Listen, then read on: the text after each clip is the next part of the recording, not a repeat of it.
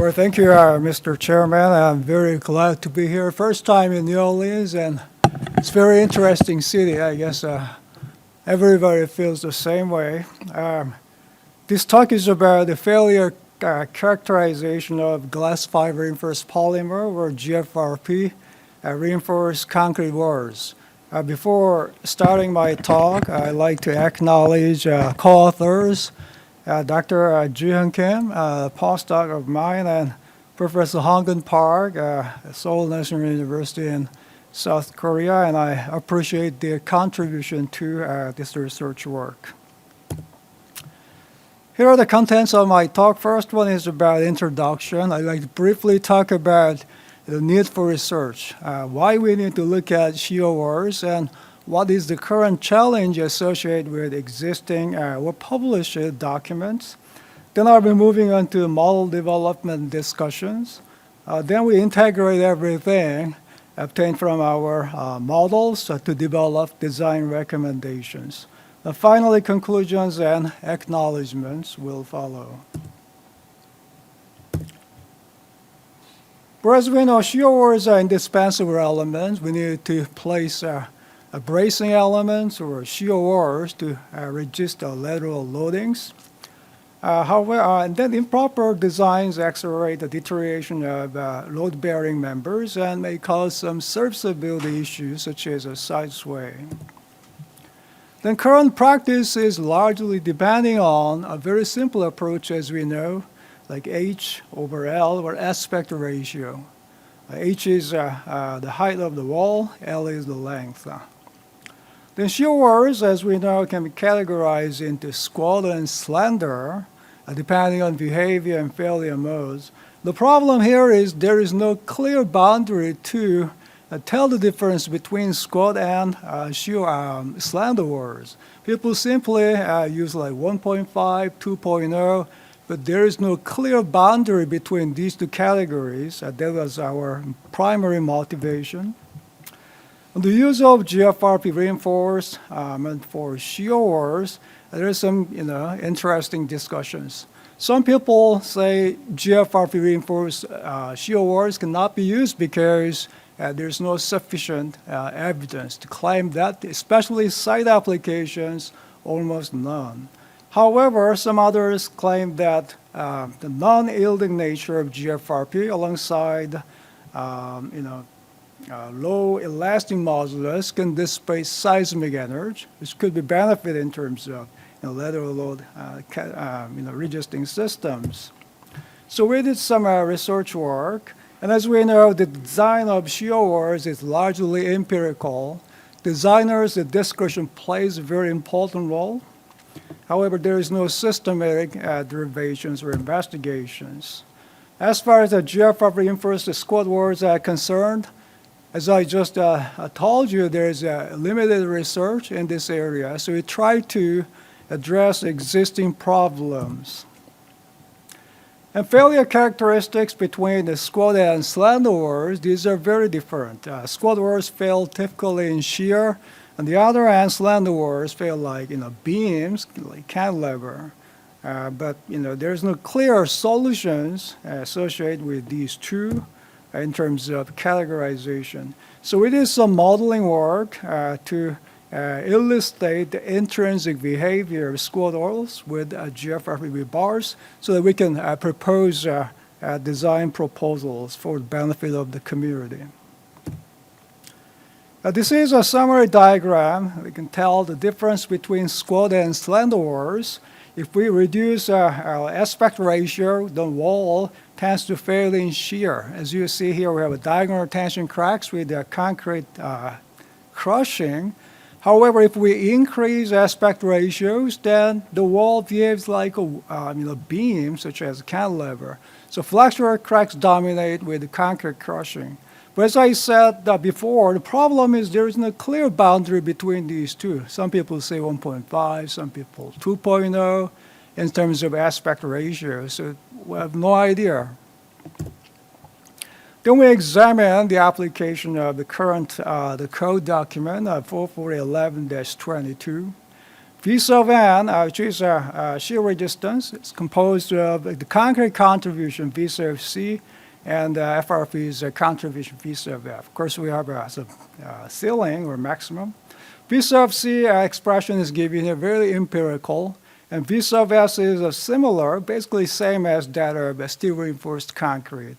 A sub FV, then this cross-sectional area of GFRP bars. F sub F, V, that's stress of FRP. Then D over S is a number of reinforcement. D is typical crack spacing, and S is the spacing between the stirrups. So according to experimental evaluations, as you see here, the current expression 4411-22 is very conservative. We looked at details on your right. Then we have V sub C and V sub F. There's a huge gap between the test data and the equation. I will tell you why we have such a discrepancy. So the bottom line here is that the design approach of ACI 4411-22 does not cover GFRP reinforced concrete squat walls. Then we looked at the difference between steel reinforced and GFRP reinforced squat walls. The first one is about aspect ratio. With an increase in aspect ratio, shear resistance decreased, and FRP reinforced squat walls follow the same trend. On the other hand, if we look at reinforcement ratio, loss of F and loss of B, loss of F. Let me look at the notation. Loss of V and loss of H, I'm sorry, the vertical and horizontal reinforcement ratios, because my eyesight's getting worse and I can't really read small fonts. Steel reinforcement very consistent in terms of behavior. With an increase in reinforcement ratio, shear resistance increases. However, GFRP reinforced squat walls, the difference is really none. That means the behavior of steel and GFRP reinforced concrete steel walls may not be the same. So we looked at details at the element level. We created steel reinforced concrete panels for shear stress and strain diagram. As you see here, we have variable reinforcement ratios from 0.25% to 3.0%. For steel reinforced case, we have yielding of bars and concrete crushing. But if we add a lot of bars and, of course, yielding does not occur in concrete, crushing just controlled. And the theory was based on modified compression field theory. Then this is the prediction of shear stress and strain for GFRP reinforced panels. Behavior was not the same because of the difference in moduli. Then if we look at the reinforcement ratio from 0.25 to 3.0, there is no yielding, of course, and rebar rupture was observed for low reinforcement ratio. Then we collected shear resistance and compared the difference between the steel and GFRP reinforced squat walls. With a reinforcement ratio of 1.5, less than 1.5, then GFRP rebars gave a high shear stress, whereas if we have a higher reinforcement ratio, then steel reinforced squat walls demonstrate a higher shear resistance. That means that there's clear difference between these two. Then we developed some models. The left figure shows typical failure mode of squat walls. We have diagonal tension cracks with concrete crushing. We simplified this failure mode for model convenience. Then according to moment equilibrium, force equilibrium, we derive these equations. And 4 failure modes were considered. The first one is the rupture of GFRP bars in the web. This is a possible failure mode. However, it may not be easy to see this type of failure mode.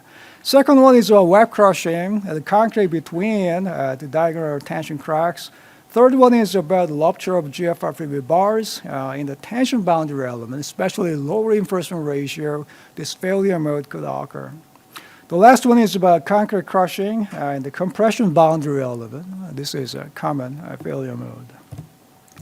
Then we developed an algorithm for implementation of our mechanics-based model. Step 1 is about collecting input variables. Step 2, we can assume certain strain in the web. Then step 3, we check the force equilibrium, moment equilibrium, and the strain comparability. Then we check whether the wall fails or not. If the wall does not fail, we go back to step 2, then increase the strain in the web, then iterate until one of the 4 failure modes is accomplished. The last one is about shear resistance. Then we examine the applicability of our models against test data.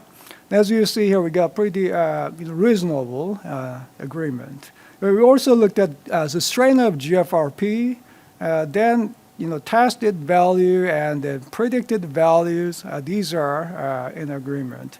And the 440 1L-15 strain limit of 0.004 served as a lower bound.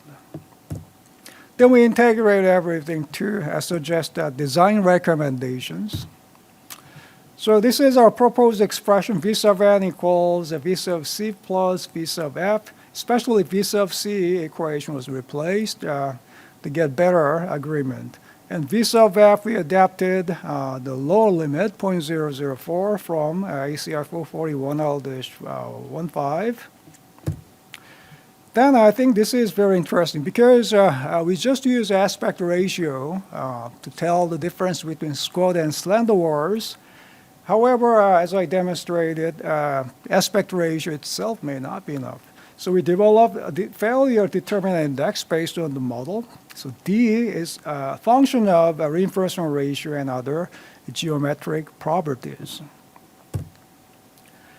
So this Venn diagram shows how we handle the proposed D index. So if D is greater than 0, that means the behavior is shear. However, if D is less than 0, that means the wall will be slender and flexure failure dominate the behavior of the wall. If D is equal to 0, that means you have a mixed, which is a flexure and shear combined failure. Again, we tested against experimental data. If D is greater than 0, that means squat walls. Well, test data agree with our expectations. If D is less than 0, that means the shear walls. And as you see here, well, we're okay. The interesting finding here is the wall specimens with an aspect ratio 1.33, these specimens fails like a cantilever wall. Okay? If we just consider the aspect ratio, this can be squat walls. However, the behavior was not. And our proposed approach correctly predicted the failure mode, so we got better categorization. So we did some parametric study to better understand the behavior of shear walls.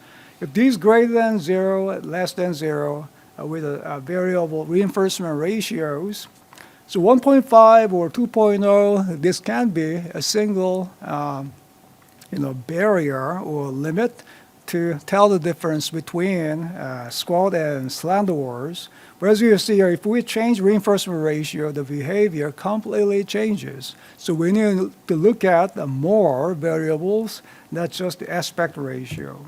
This is about the effect of longitudinal reinforcement ratio in the boundary elements. Well, similar thing was observed. So we need to look at reinforcement ratio in addition to the geometry of shear walls.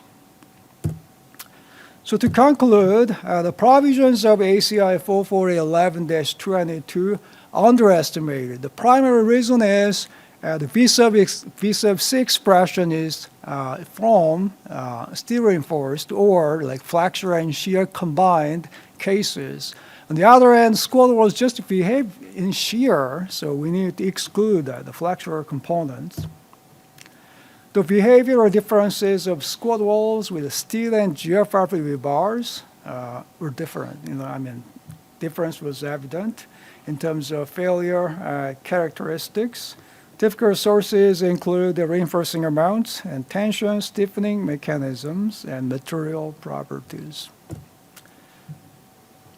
Then our proposed approach at the D-index can correctly categorize the behavior of CORs, which is very different from conventional existing approach.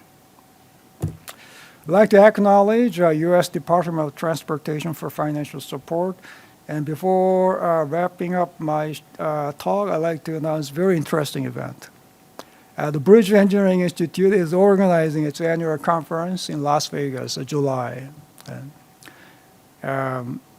Vegas, as you know, is a fantastic place, and I believe you could get $1 million jackpot if you join us, okay?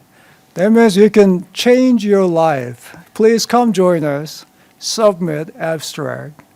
Okay? This is a great opportunity you don't want to miss. Then our next conference, VI 2025, will be in Paris, France. Paris is one of the greatest cities in the world. So please come join us and enjoy your life. I know you do a lot of research, study if you're a student.